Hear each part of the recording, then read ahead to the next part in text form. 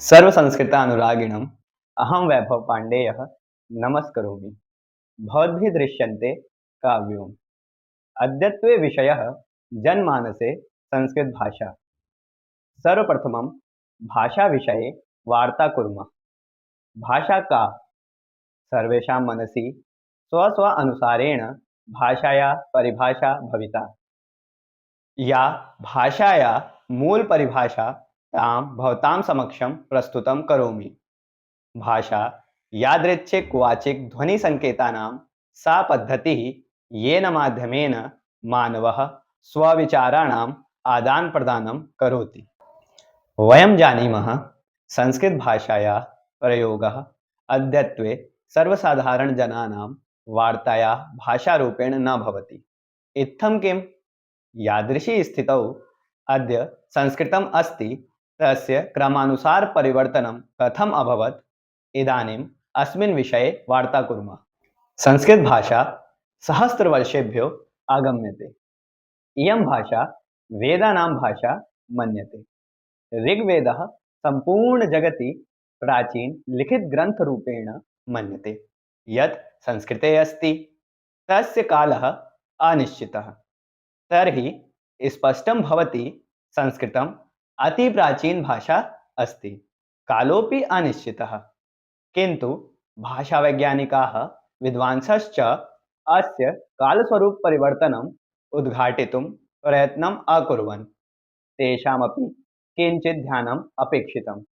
प्राचीन आर्यभाषायाः समयः 1500 ईशापूर्व आरभ्य 500 ईशापूर्व मन्यते। अस्मिन् समये संस्कृतस्य द्वौ स्वरूपौ अभवताम्, वैदिक लौकिकश्च। वैदिकान्तर्गते वेदांगादि अलिखन्। लौकिक संस्कृत साहित्ये रामायण महाभारत पुराणादि निर्मितवन्तः। अस्मिन् समये संस्कृत वार्तायाः भाषारूपेण प्रयोगः भवति स्म, प्रमाणोऽपि उपलब्धम्। मध्यकालीन आर्यभाषायाः समयः 500 ईशापूर्व आरभ्य 1000 ईशा पर्यन्तं निश्चितः। अस्मिन् समये संस्कृतभाषायाः पाली प्राकृत अपभ्रंशश्च भाषाणां विकासः अभवन्। तस्मिन् काले जनसामान्यसंस्कृतभाषायाः प्रयोगः अधिकं नास्ति, किन्तु संस्कृतं प्रति सम्मानं पूर्ववत् भूयते। आधुनिक आर्यभाषायाः कालः 1000 ईशा आरभ्य अद्यत्वे चलति। अस्मिन् काले विविधप्रदेशेषु अपभ्रंशभाषाणां विकासः अभवन्। अस्य प्रमाणस्वरूपेण कथ्यते यत् कालक्रमेऽस्मिन् संस्कृतं केवलं विशिष्टजनानां पर्यन्तं शिक्षा, ग्रन्थरचना, वादविवाद आदि भाषा सीमितम्। अद्य एषा स्थितिः संस्कृत केवलं पूजापाठ आदि कर्मकाण्डानां भाषा एव निर्मिता अस्ति। इदं कटु सत्यम्। एतादृशी एका भाषा यस्याः मम मनसि प्रस्फुटिता अद्य राष्ट्रभाषायाः रूपेण स्थापिता। अस्मिन् समये अत्यधिकं वार्ता प्रचलति इज्रायेल देशस्य। तस्य राष्ट्रभाषा हिब्रू। यद् एकस्मिन् समये तत्र हिब्रू भाषा न उच्चार्यन्ते स्म, केवलं प्रार्थनासु प्रयोगः कुर्वन्ति स्म। एकः मानवः यस्य नाम बेन यहूदा आसीत्। यहूदीनां तेषाम् ऐतिहासिक मातृभूमि इज्रायेलं परावर्तनम् एकराष्ट्रीयभाषा च द्वयोः विश्वासं कुर्वन्ति स्म।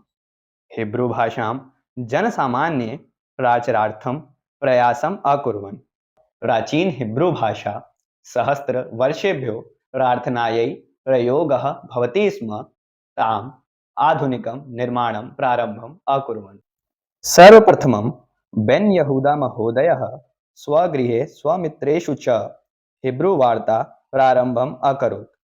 सः जनानां समर्थनपक्षाय प्रयत्नं करोति स्म, सङ्घानां स्थापना चाकरोत्। हिब्रू भाषायां समाचारपत्रं प्रारभ्यते स्म। कतिपयसमयाय हिब्रू भाषायां विद्यालयेषु पाठयति स्म, यद् सर्वप्रथमं भूतः। 1900 वर्षे एकं समाचारपत्रानुसारेण केवलं 10 गृहाणि आसन् यत्र हिब्रू-भाषायां वार्ता कुर्वन्ति स्म। एतादृशं प्रयासस्य परिणामः न्यूनः आसीत्, किन्तु बेन् यहूदा महोदयः प्रयासं न त्यक्तवान्। एतादृशः विद्यालयेषु, धार्मिकस्थानेषु, समाचारपत्रमाध्यमेन जनानां प्रतिगृहं गत्वा हिब्रू-भाषा आनयितुं प्रयत्नं क्रियन्ते स्म। 1909 वर्षे एकं नगरं स्थापितवान्, यस्य नाम तेल अवीव आसीत्। इदं सर्वप्रथमं पूर्ण हिब्रू नगरम् आसीत्। अस्य नगरस्य राजमार्गे विपणिष्वादि पूर्ववत् एव हिब्रू व्यापकरूपेण जनैः उच्चार्यन्ते स्म। नगरस्य सम्पूर्णप्रशासनं हिब्रू-भाषायां कार्यं करोति स्म।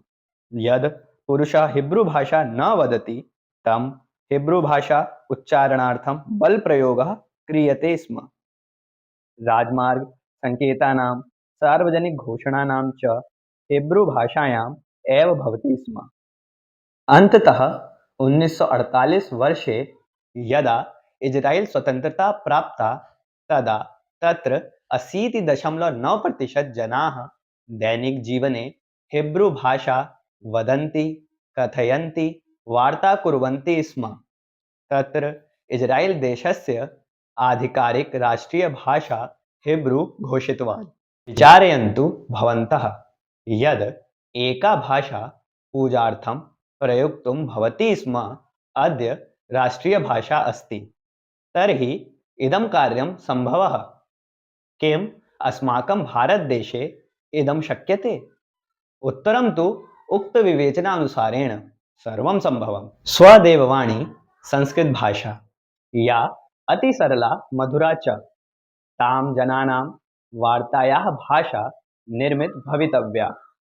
अस्मिन् विषये श्रद्धेयजनानां विचार कुर्वन्तु, प्रयासं कुर्वन्तु च। सर्वजनानां संस्कृतभाषा। धन्यवादः। पुनः मिलामः।